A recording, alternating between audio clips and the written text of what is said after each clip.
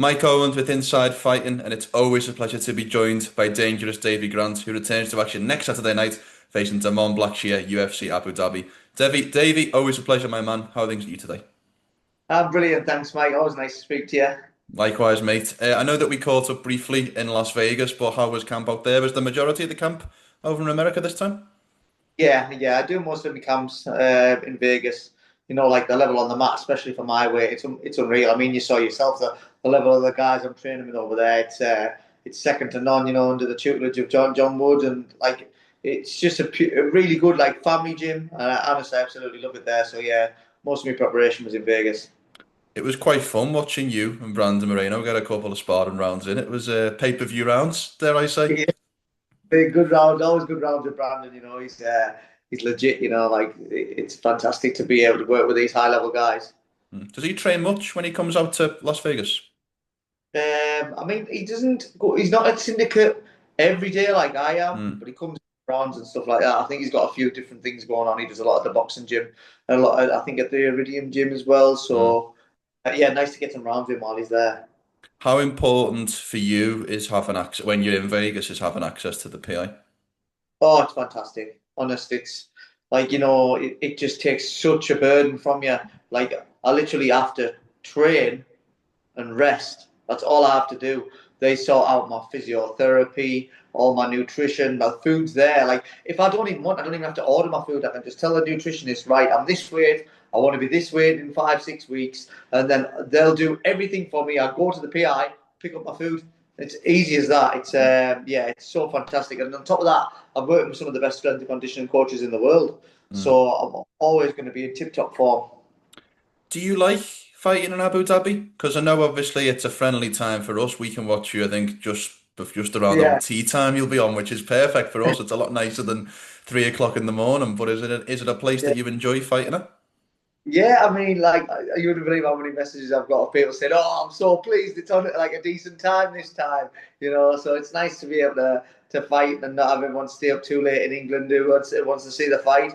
But I love it over here. Like Abu Dhabi, last time was a fantastic event. The last one I fought in was like 5 years ago, a great result, and I mean, I love it over. I'm in Dubai at the minute, and yeah, it's honest. It's brilliant that the fighting manages to take me around and see all these fabulous places in the world. I just didn't think of this when I first started fighting, and I absolutely do not take it for granted. I'm blessed. I feel like blessed, and I thank my lucky stars that I get to do this for a living. Do you know what I mean?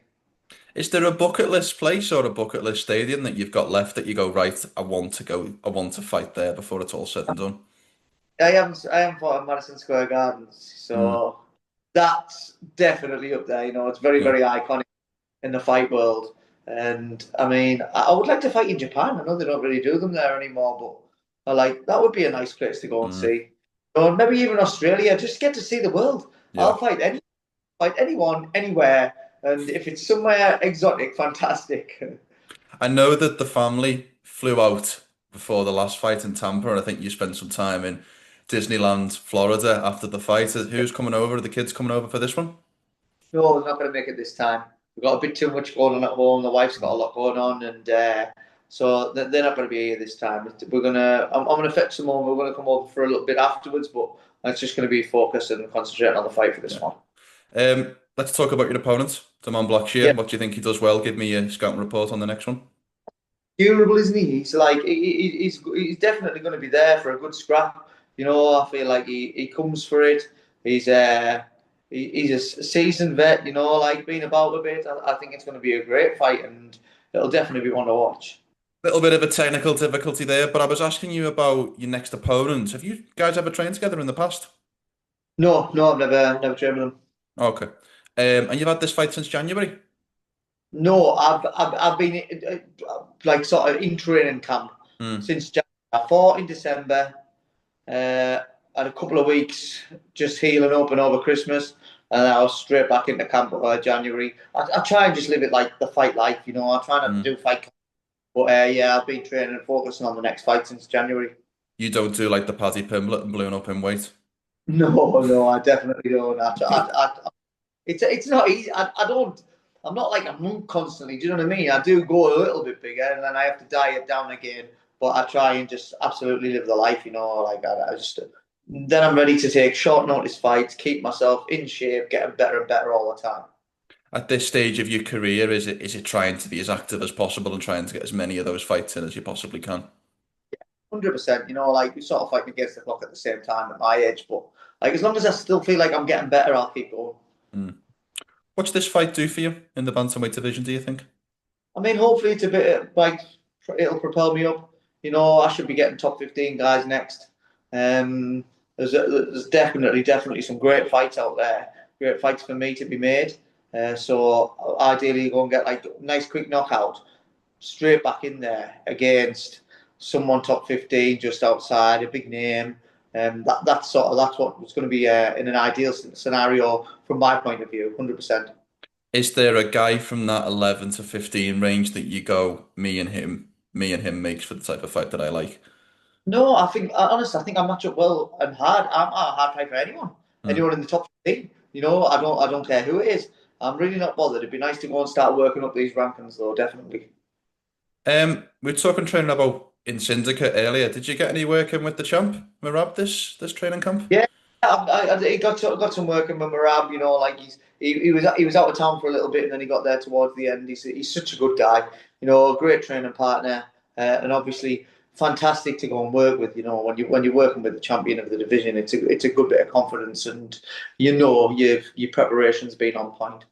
Does training with the champ remind you of how high your skill levels are, or how high the skills to beat the champion is the one of those two things that sticks in your mind when you get some rounds in with the guy who has the title in your division? Yeah, I mean it's always good to go and have rounds with the champ, and then you can sort of like and think, oh, like obviously Merab is absolutely fantastic, but then we're going to have some good rounds together, and he's the guy killing it and smashing. Like he's getting there's talk about him being the goat of bantamweight division. Do you know what I mean? So the confidence I get just off getting to train with him is fantastic. Do you agree with that? That he's the bantamweight goat? Yeah, I mean, I think he's definitely up there in the shout of it, and he's like I wouldn't disagree because he's such a good guy. Mm. Maybe the next couple of fights will sort of tell, but no one could argue that he's not. I saw you put a post on your Instagram, it might have been a week or so ago, saying that this is going to be an entertaining fight for the fans. Is it important to you to entertain as much as win? Like, does when you're in there, the 15 minutes in the cage, are you thinking about entertaining and putting on a good show for the fans? No, luckily enough, I'm just naturally an entertaining fighter. Mm. That's just how I'm born and bred. I don't want wars. I want quick knockouts. Yeah. Do you know? Like, and if that's entertaining, then that's entertaining. But the way I fight, I put it all on the line. You know what? Honestly, if you get in the cage with me, you are guaranteed in for a rough night. I'm coming at you with everything. I'll never ever back out of a fight, and I feel like that's just my style. That's just the way that I'm sort of brought. I'm just like sort of like my character is. Do you know what I Mm. mean? So it's not like I go and do it for that. I feel like that's just how I am. So it bodes well for me, because like it's the entertainment business at the end of the day. I want wins. I want wins at any cost, and I can go in there every fight with the confidence knowing like the work I put in behind the scenes is second to none. Honest, like I'm telling you, I'm so meticulous about everything. Like from stretching constantly, like I try and give myself every possible little advantage in every single avenue I can possibly think of to win these fights. Do you know what I mean? Mm. But going there, I just fight how I want to fight, and luckily for me, it's entertaining, and I think it's done well for me in my career for sure. I mean, the UK fans are always excited when you get a fight booked. Who would you say are the top three most entertaining UK fighters right now? I mean, like you can't take it away from Paddy. Like, Mm.